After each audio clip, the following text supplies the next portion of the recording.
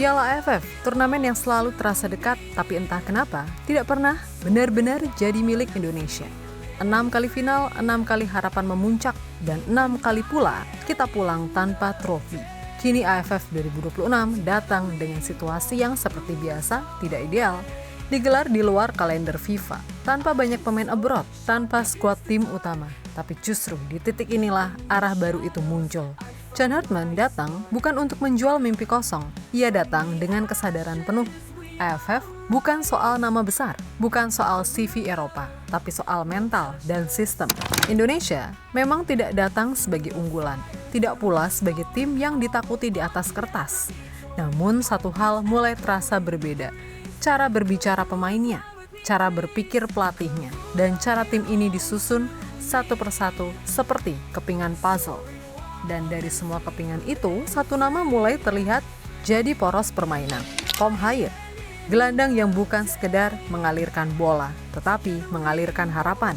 Karena lewat dialah Ciro dan David da Silva bisa benar-benar dimanjakan. Dan mungkin di AFF 2026 inilah cerita lama Timnas Indonesia mulai ditulis ulang. Lantas bagaimana Timnas Indonesia bisa juara AFF? Dan bagaimana potensial starting line-up-nya? Mari kita ulas semuanya di video ini.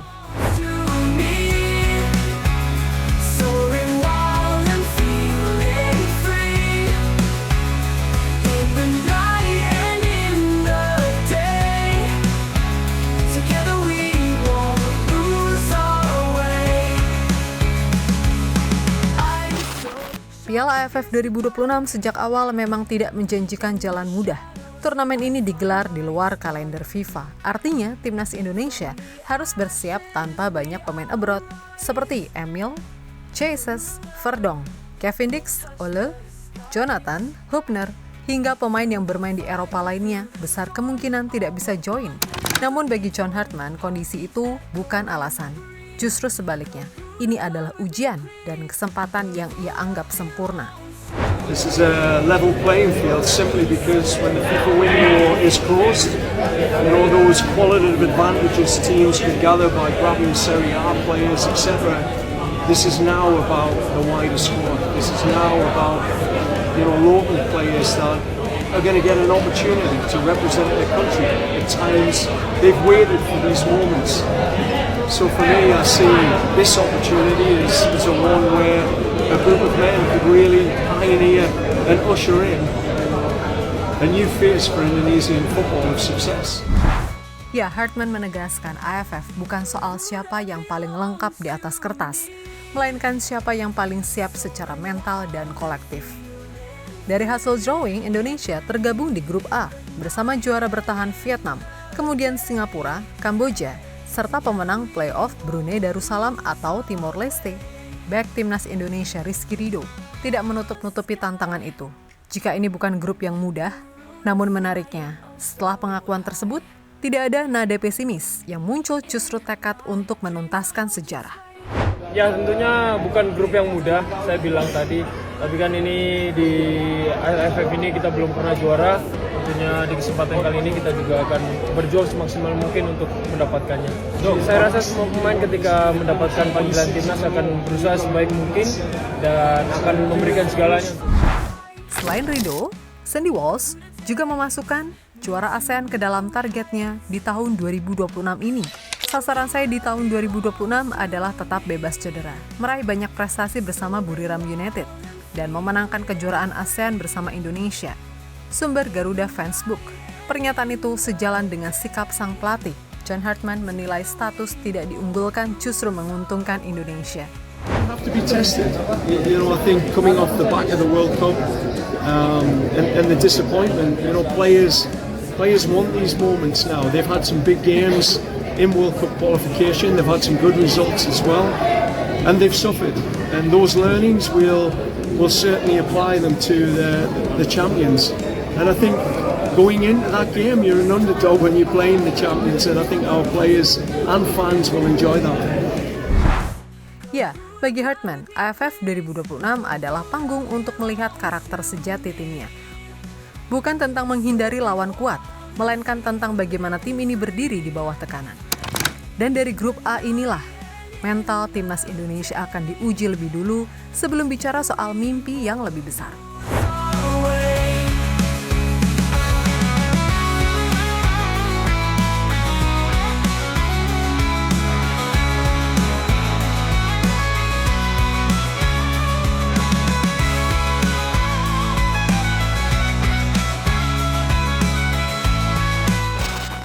Di tengah keterbatasan pemain abroad, timnas Indonesia justru menemukan opsi yang selama ini ada di depan mata.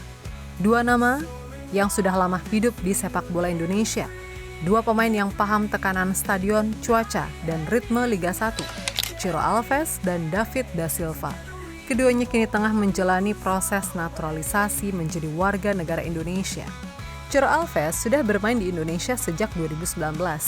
Lebih dari 5 tahun hidup di kompetisi domestik, syarat tinggal pun terpenuhi. Bahkan Ciro bukan pemain sembarangan. Ia pernah membela timnas U20 Brazil pada tahun 2009. Dan yang paling penting, ia belum pernah mencatatkan caps di timnas senior Brazil. Jadi masih eligible. Di Liga 1 musim ini, Ciro sudah bermain 17 kali dan mencetak 7 gol serta 2 assist untuk Malut United. Naturalisasi bagi Ciro bukan sekedar peluang mengenakan seragam Garuda, tapi keputusan hidup. Hal serupa datang dari David da Silva, striker yang sudah lama menjadi momok di Liga Indonesia tersebut, secara terbuka menyatakan niatnya menjadi WNI.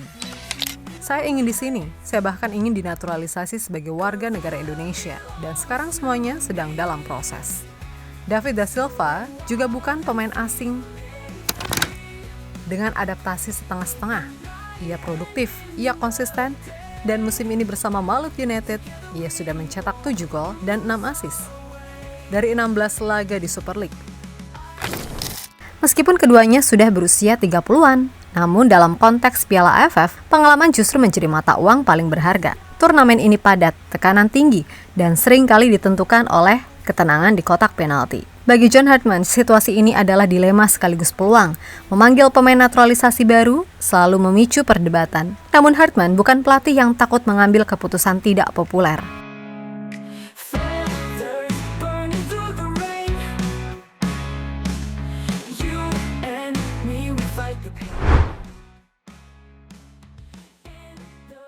Jika kita bicara peluang Indonesia di Piala AFF 2026, maka jawabannya tidak ada pada satu nama besar. Jawabannya ada pada satu sistem. Dan sistem itu terlihat jelas dari kemungkinan pilihan John Hartman, formasi 3-4-2-1. Formasi ini bukan sekedar angka di papan taktik. Ini adalah struktur yang sangat cocok untuk turnamen seperti AFF. Padat, keras, dan sering ditentukan oleh detail kecil. Di mistar gawang ada kiper terbaik Liga 1 saat ini, Teja Pakualam. Di depan kiper, 3 bek, Patinama, Jordi Amat, dan Rizky Ridho memberi rasa aman. 4 gelandang, Yance, Kambuaya, Haye, dan Walsh memberi kontrol permainan. 2 pemain di belakang striker, Walian dan Ciro memberi kreativitas. Dan David da Silva, 1 penyerang fokus menyelesaikan. Di tengah semua itu ada 1 pemain yang menjadi pusat aliran permainan, Tom Haye. Haye bukan hanya gelandang bertahan, ia adalah pengatur tempo, penentu arah, dan pemain pertama yang dicari saat tim ingin menyerang atau saat tim harus menenangkan permainan. Bola dari belakang akan melewati Haye. Transisi dari bertahan ke menyerang dimulai dari Haye. Bahkan keputusan kapan menyerang cepat atau kapan menahan tempo ada di kakinya. Inilah sebabnya dalam sistem ini, para penyerang benar-benar dimanjakan. Di depan, David da Silva berdiri sebagai target utama. Ia tidak dipaksa turun jauh, tidak dibebani membuka ruang sendirian. Tugasnya jelas, berada di area paling berbahaya dan menyelesaikan peluang. Sementara di belakangnya ada Ciro Alves. Ciro bukan winger murni dalam sistem ini. Ia bermain lebih dekat ke kotak penalti, menyerang half space, mencari celah di antara bek lawan. Saat Ciro bergerak masuk, bek lawan tertarik. Saat bek tertarik, ruang terbuka, dan disitulah supply dari Tom Haye menjadi senjata utama. Ditambah, 2 wingback yang aktif, overlap dari sisi kanan dan kiri, serta 1 gelandang pekerja yang membuka ruang. Timnas Indonesia tidak lagi mengandalkan 1 jalur serangan. Serangan bisa datang dari tengah, bisa dari sisi, bisa dari cutback, bisa dari bola kedua. Inilah esensi dari sistem Hartman di AFF. Bukan tim yang bermain indah sepanjang 90 menit, tapi tim yang tahu kapan harus menekan, kapan harus menunggu, dan kapan harus membunuh peluang. Dengan formasi ini, Tom Haye menjadi otaknya, Ciro dan David da Silva menjadi ujung tombaknya. Dan timnas Indonesia mulai memiliki bentuk permainan. yang jelas, masuk akal, dan berbahaya.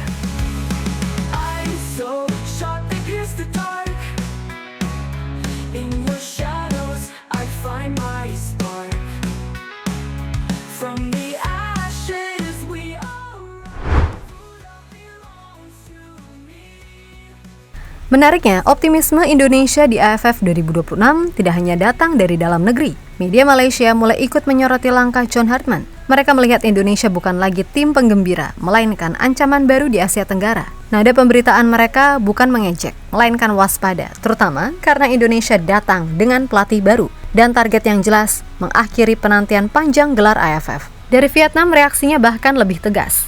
Legenda Vietnam, Lai Chong Vin, justru berharap Indonesia turun dengan kekuatan terbaik. Saya berharap Vietnam menghadapi Indonesia dengan kekuatan terbaik mereka. Itu akan menjadi laga yang sangat menarik. Vietnam percaya diri sebagai juara bertahan, tapi satu hal jelas, Indonesia tidak lagi dianggap remeh. Dan ketika rival mulai bicara, itu biasanya pertanda satu hal, tim ini mulai diperhitungkan.